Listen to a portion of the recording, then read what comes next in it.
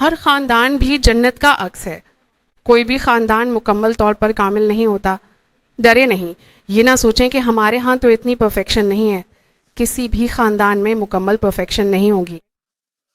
یقیناً ہر خاندان میں کچھ نہ کچھ کمی بیشی ہوتی ہے، لیکن ایک خدا ہے جو تمام کمیوں کو پورا کرتا ہے.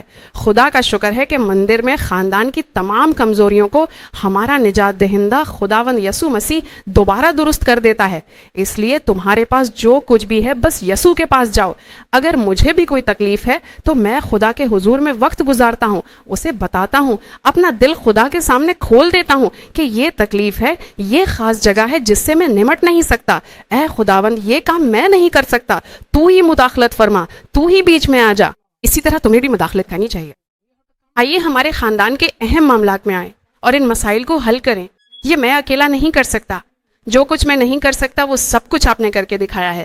جو کچھ میں نہیں کر سکتا وہ سب آپ نے میرے لیے کر دیا ہے.